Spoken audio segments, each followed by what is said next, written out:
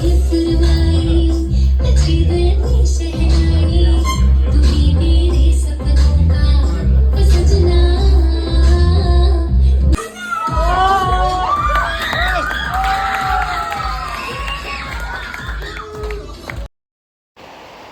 Guys, तो आपनालोके चाই আছে PKDN blogs. এইটো হল টিচার ডে পার্ট 2 ব্লগ।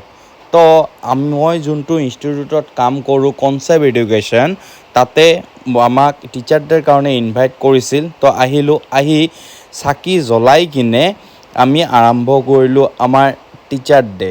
তো ভিডিঅ'ৰ প্ৰথমতে চালে যে সৰু ল'ৰা ছোৱালীৰ লগত টিচাৰে ডান্স কৰি আছে।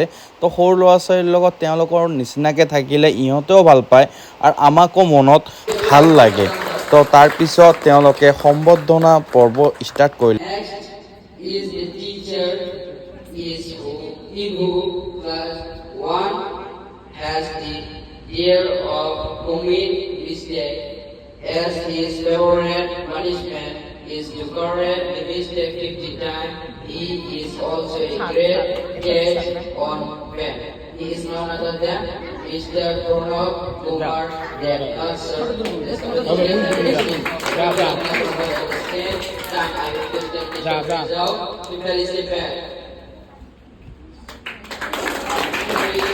তাৰ পিছত সকলো টিচাৰে স্পীচ ডাঙৰ লগত কেনে ব্যৱহাৰ কৰিব আৰু স্বামী বিবেকানন্দৰ এটা বাক্য আছে, শিক্ষক এডাল মমবাতিৰ দৰে যি নিজে গলি আনক পোহৰ দিয়ে।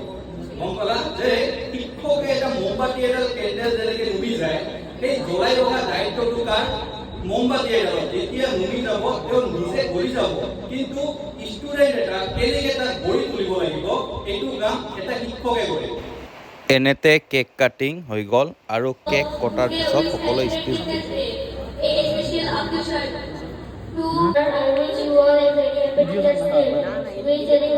But I have talent in sleeping during class, but I am serious on Clip September. On every year on this day.